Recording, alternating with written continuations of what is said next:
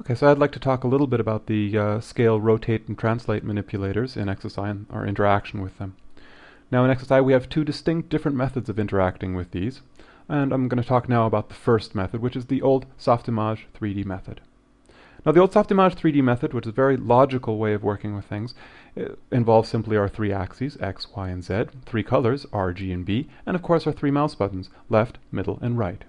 You'll find the mouse buttons described down here in the lower bar at all times, at what they'll be exactly doing in that mode. So we can see here translate in X, translate in Y, translate in Z, depending on the mouse button. So I simply hold down the corresponding mouse button corresponding to a color and an axis, such as, for example, left mouse button, red, X, and drag, and it will drag it in that direction.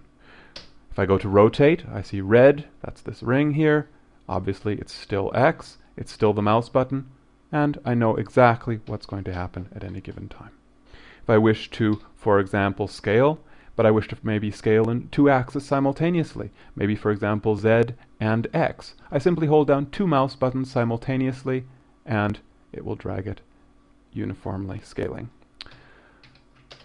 Okay, so now the actual procedure of working with this is very, very simple.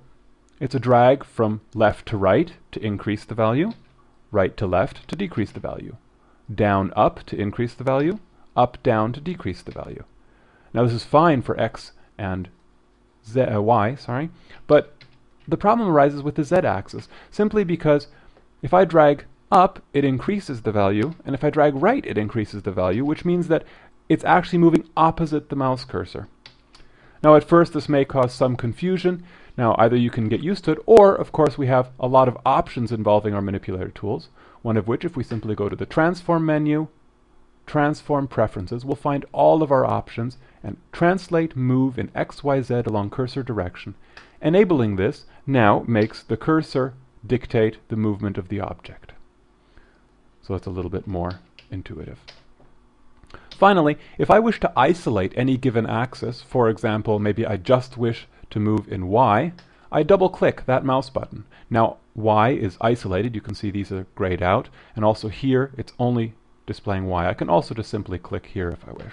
Now my three mouse buttons are actually, as we can see down at the bottom, dictating the speed with which it will translate. So if I left mouse button drag it, it's going to be a little bit slow, middle is going to be a little bit faster, and right is going to be a fast speed. To unisolate it, either I can click here to re-enable all, or I can simply double-click the axis that's isolated to re-enable all axes.